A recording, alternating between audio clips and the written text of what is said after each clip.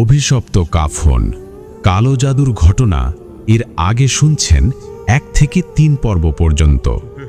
এই ভিডিওতে শুনতে পারবেন 4 থেকে 6 পর্ব পর্যন্ত। যারা 1 থেকে 3 পর্যন্ত শুনতে পারেননি তারা ডেসক্রিপশন বক্সে লিংক দেওয়া থাকবে, শুনে নেবেন। তো চলুন চলে যাই আজকের 4 থেকে 6 পর্ব পর্যন্ত ঘটনায়। রহিমার হাত ভাঙার পর থেকেই বাড়িটি যেন এক অভিশপ্ত বাড়িতে পরিণত হয়েছে। চারিদিকের বাতাস এতটাই ভারী যে কেমন এক অস্বস্তি লাগে সবার। আগে যে উঠোনে সকালবেলা ফজরের পর থেকেই পাখির কলকালিতে মুখর থাকত, এখন সেখানে কেবল এক ভুতুড়ে নিস্তব্ধতা বিরাজ করে। উসামা এসব বিষয়ে খুব একটা মাথা ঘামাত না, কিন্তু রহিমার শক্ত শরীর আর অদৃশ্য আওয়াজগুলো তাকে আজ ততষ্ট করে তুলেছে। সে বুঝতে পারছে তাদের এই সুখী সংসারটা কোনো এক অদৃশ্য ছায়ার নজরে পড়েছে। সেদিন দুপুরে এক অদ্ভুত ঘটনা ঘটল। রহিমা বিবি খেতে বসেছেন, ফাতেমা পাশে বসে তাকে ভাত বেড়ে দিচ্ছে। হঠাৎ রহিমা চিৎকার দিয়ে থালাটা ঠেলে নিচে ফেলে দিলেন। ফাতেমা দেখল ধোঁয়া ওঠা সাদা ভাতের মাঝখানে জমাট বাঁধা কাঁচা রক্ত আর মাংসের কুচি মিশে আছে। অথচ রান্নাঘরে ফাতেমা নিজ হাতে ভাত রান্না করেছে। আশ্চর্যের বিষয়, কয়েক মুহূর্ত পরই সবার চোখের সামনেই সেই রক্ত আর মাংস অদৃশ্য হয়ে গেল। মেঝেতে পড়ে আসে শুধু সাদা ভাত।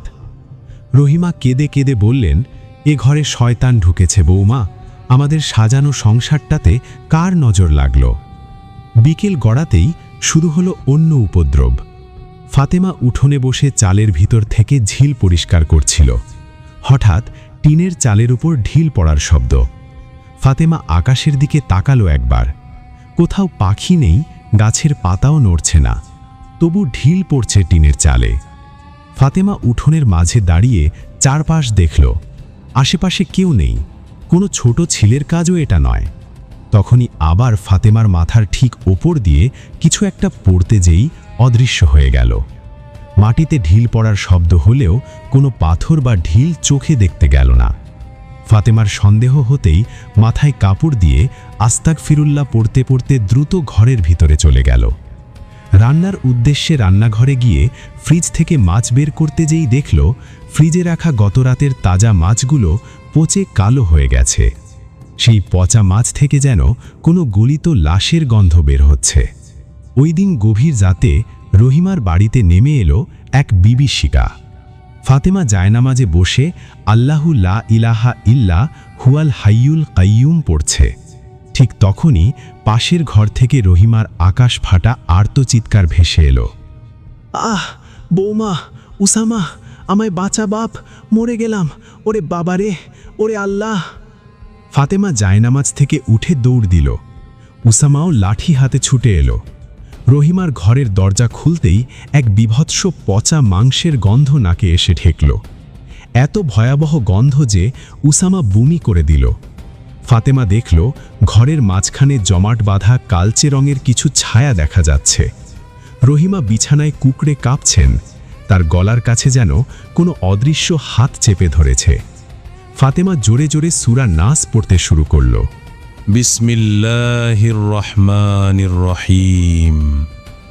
কুল আউযু বিরাব্বিন নাস, মালিকিন নাস, ইলাহিন নাস, মিন শাররিল ওয়াসওয়াসিল খান্নাস, আল্লাযী ইউওয়াসওয়িসু ফি সুদুরিন নাস, মিনাল জিন্নাতি ওয়ান নাস। অর্থ: বলুন, আমি আশ্রয় চাই মানুষের পালনকর্তার কাছে, মানুষের অধিপতির কাছে, মানুষের উপাস্য আল্লাহর কাছে, গোপনে কুমন্ত্রণা দানকারীর অনিষ্ট থেকে। যে মানুষের অন্তরে কুমন্ত্রণা দেয় সে জিনদের মধ্য থেকে হোক অথবা মানুষের মধ্য থেকে। কয়েকবার সূরাটি পড়ার পরেই ঘরের ভেতর এক দমকা বাতাস বইল। মনে হলো কেউ একজন ঘরের দেয়াল ফুঁড়ে পালিয়ে গেল। সাথে সাথেই গন্ধটা মিলিয়ে গেল।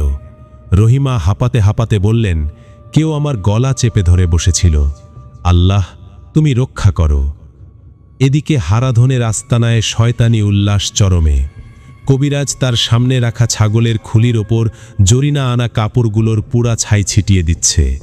সে একটি বিশেষ কালো তাবিজ তৈরি করে রেখেছে, যা একজন মৃত মানুষের কাফনের ভেতরে দিয়ে কবরের ভিতরে দিয়ে দেওয়া হবে। হারাধনের চোখ দুটো পৈশাচিক আনন্দে লাল হয়ে গেছে। সে জরিনাকে ফিসফিস করে বলল, তোর বোনের আয়ু শেষ হয়ে আসছে, এখন শুধু কাজটা শেষ করতে হবে। ওই আমলওয়ালি মেয়েটা নাপাকির সময় আসা পর্যন্ত অপেক্ষায় আছে আমি। তখনই শয়তান তার শেষ কামড়টা বসাবে।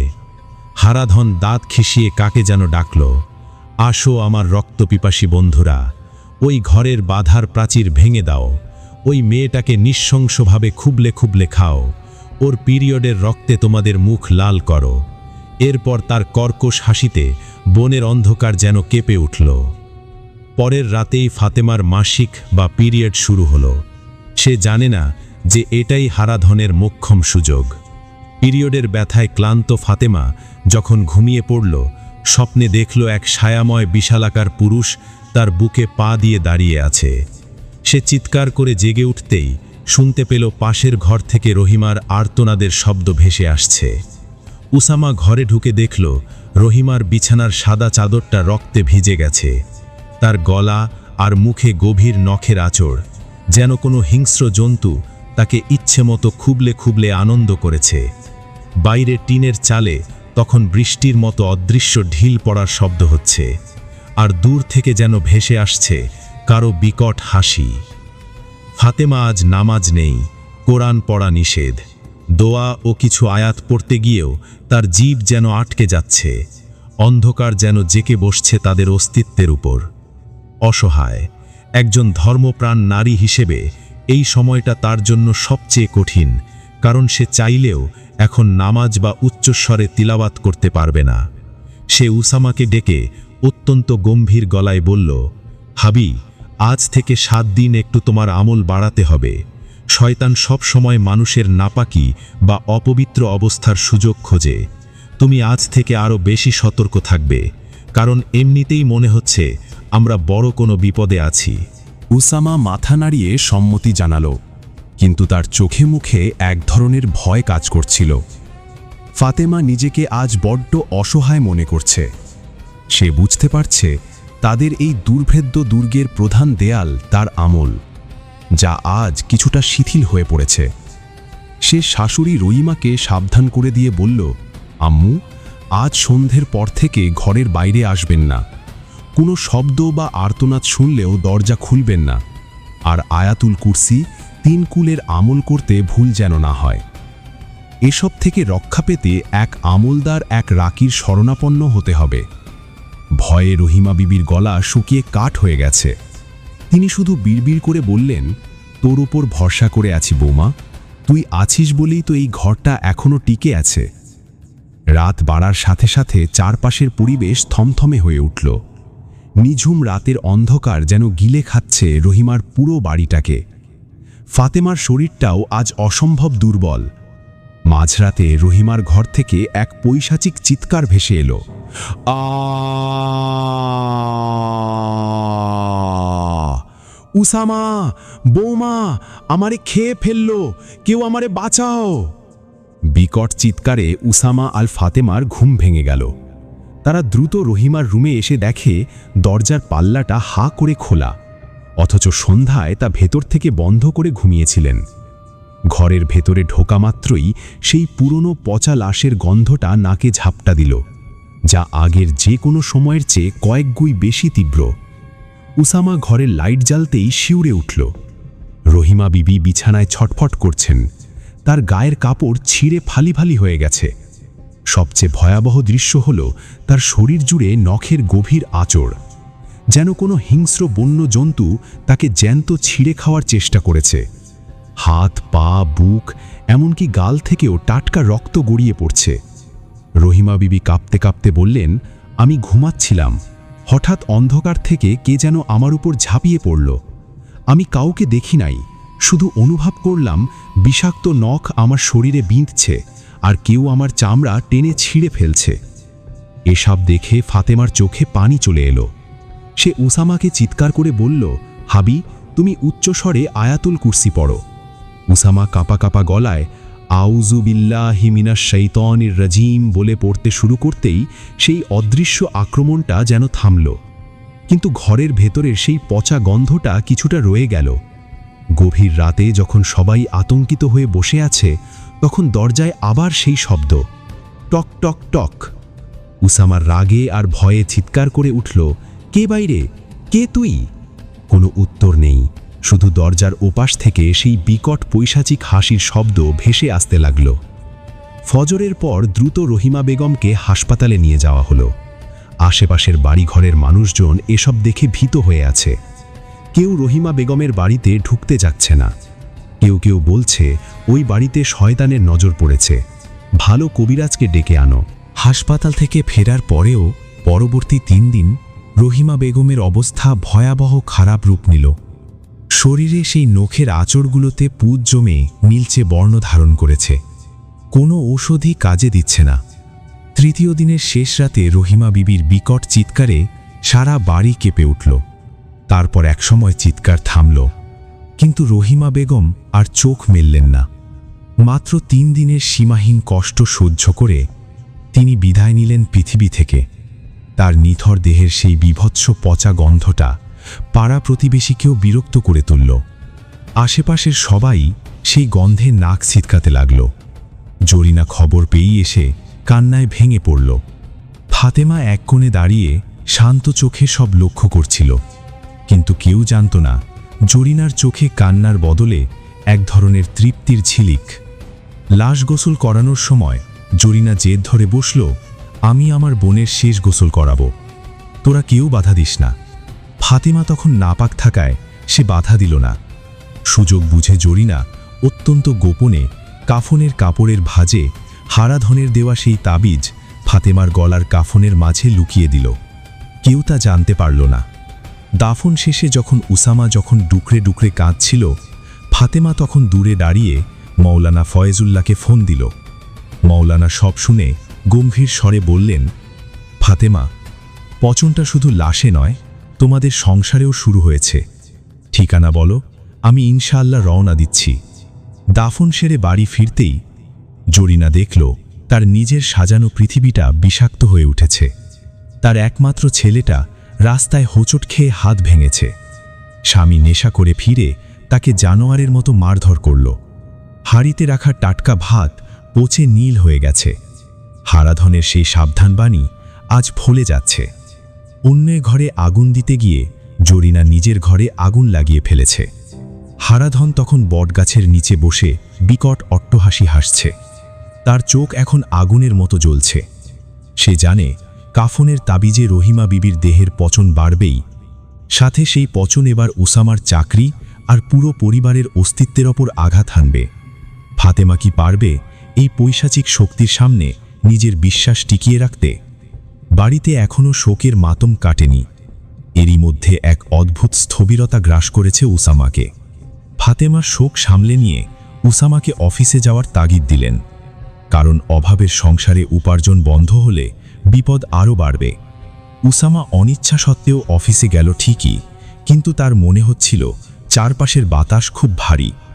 ম্যানেজার আলমগীর হোসেন, যার মুখে সব সময় কৃত্রিম হাসি লেগে থাকে, তিনি উসামাকে ডেকে পাঠালেন। আলমগীর অত্যন্ত গম্ভীর গলায় বললেন, উসামা, তোমার কাছে 37A নথিপত্রটি ছিল। ওটা খুব জরুরি সরকারি ফাইল, কালকের মধ্যে ওটা জমা দিতে হবে। উসামা নিজের আলমারি খুলে ফাইলটি বের করতে যেয়ে লক্ষ্য করল ফাইলটি সেখানে নেই। তার স্পষ্ট মনে আছে ফাইলটি সে যত্ন করে ভেতরেই রেখেছিল, কিন্তু এখন ড্রয়ারের ভেতর কেবল এক ভ্যাপসা পচা গন্ধ আর ধুলো। সবগুলো ড্রয়ার তন্ন তন্ন করে খুঁজেও ফাইলটির হদিশ মিলল না। উসামার মনে হতে লাগল কেউ একজন তার ক্ষতি করার জন্য এই কাজ করেছে। রাতে বাড়ি ফিরে সে ফাতেমাকে সব জানালো। ফাতেমার মনে হচ্ছে অশুভের থাবা এখন বাড়ির বাইরেও বিস্তৃত হতে শুরু করেছে। 2 দিন পর উসামা অফিস থেকে ফিরে এলো বিধ্বস্ত চেহারায়। তার চোখ দুটো রক্তবর্ণ। ফাতেমার দিকে তাকিয়ে কাপা কাপা গলায় বলল, সব শেষ ফাতেমা। ফাইল না পাওয়া পর্যন্ত আমাকে সাময়িক বরখাস্ত করা হয়েছে। 10 দিনের মধ্যে ফাইল না পেলে স্থায়ীভাবে চাকরি চলে যাবে, সাথে জেল জরিমানাও হতে পারে। ফাতেমার বুকটা কেঁপে উঠল। অভাবের সংসারে এ যেন মরার ওপর খাড়ার ঘা। সেদিন রাতে উসামা মানসিকভাবে এতটাই ভেঙে পড়ল যে সে নিজেকে আর সামলাতে পারল না। ঘুমের ওষুধ খেয়ে সারাদিন বিছানায় পড়ে রইল। এশার নামাজ পড়ে ফাতেমা জায়নামাজের ওপর ঘুমে ঢুলছে। কিছুক্ষণ পর দরজায় সেই টক টক টক শব্দ হলো। ফাতেমার তন্দ্রা ছুটে যেতেই উঠে দরজার ছিদ্রে চোখ রাখতেই তার রক্ত হিম হয়ে গেল। বাইরে কোনো মানুষ নেই, কেবল একটি কুচকুচে কালো বড় একটি বিড়াল দাঁড়িয়ে রয়েছে। সেই বিড়ালটি পা দিয়ে দরজায় টোকা দিচ্ছে, অথচ এটা পুরোপুরি অবাস্তব একটা বিষয়। ফাতেমা উচ্চস্বরে আয়াতুল কুরসি পড়তে শুরু করল, আল্লাহু লা ইলাহা ইল্লা হুয়াল হাইয়ুল কাইয়ুম। কিছু সময়ের মধ্যে বিড়ালটি অদৃশ্য হয়ে গেল। 10 দিন পার হওয়ার আগেই অফিস থেকে চিরস্থায়ী বরখাস্তের চিঠি চলে এসেছে। উসামার সাজানো কেরিয়ার এক নিমিষেই যেন ধুলোয় মিশে গেল।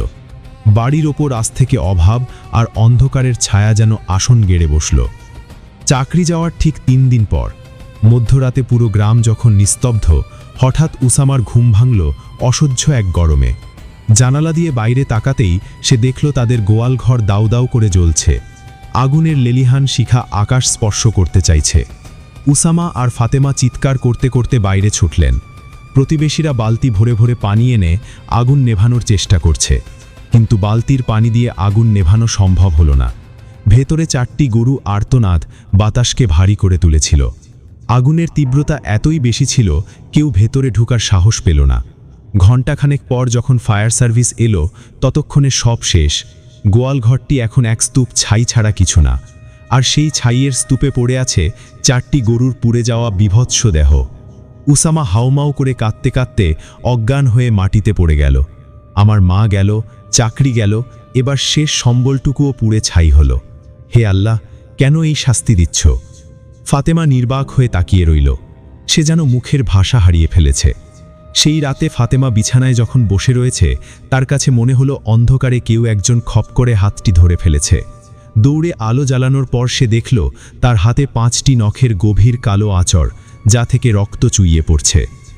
এর মাঝে মসজিদের হুজুর এসে বাড়ি বন্ধ করে দিয়ে গেছে কয়েকদিন, কিন্তু কোনো কাজ হয়নি।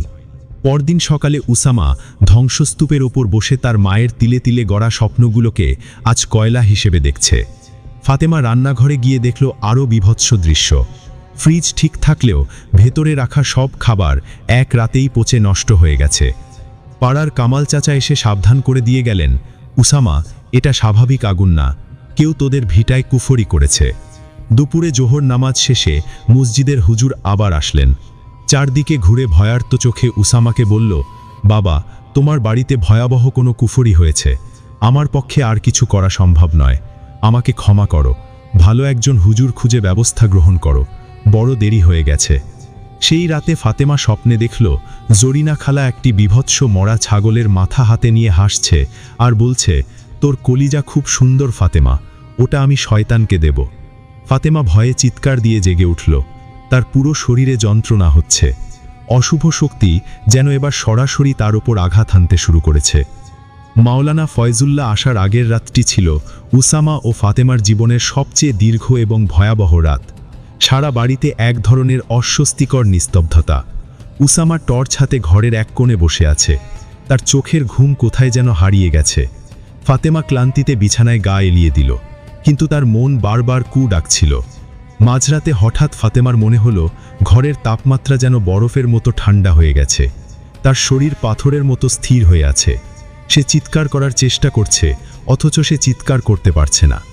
অন্ধকারে সে অনুভব করল তার গায়ের চাদরটা কেউ খুব ধীরে সরিয়ে নিচ্ছে। উসামা পাশেই আছে, কিন্তু সেও গভীর তন্দ্রায় আচ্ছন্ন, যেন কেউ তাকে মন্ত্র বলে ঘুম পাড়িয়ে রেখেছে। ফাতেমা স্পষ্ট অনুভব করল একজোড়া হিমশীতল অদৃশ্য হাত তার বুকের উপর চেপে বসেছে। পরক্ষণেই অসহ্য এক যন্ত্রণা তার সারা শরীরে ছড়িয়ে পড়ল। মনে হলো কোনো জানোয়ার তার স্তন খুবলে খাবার চেষ্টা করছে। দাঁত দিয়ে ছিঁড়ে ফেলার মতো তীব্র ব্যথা আর নখের কর্কশ আঁচড়ে ফাতেমার আত্মা যেন বেরিয়ে আসছিল। সে অসহ্য ব্যথায় ছটফট করছিল, কিন্তু তার কণ্ঠস্বর যেন কেউ চেপে ধরে রেখেছে। যন্ত্রণায় তার চোখ দিয়ে অঝরে পানি পড়ছিল। কোরআনের আয়াত মনে করার চেষ্টা করছে, কিন্তু পারছে না। আজকের মতো এই পর্যন্তই। বাকি অংশ শোনার জন্য আমাদের চ্যানেলটি সাবস্ক্রাইব করুন। ইনশাআল্লাহ খুব শিগগিরই আপনাদের মাঝে হাজির হব ঘটনার বাকি অংশ নিয়ে।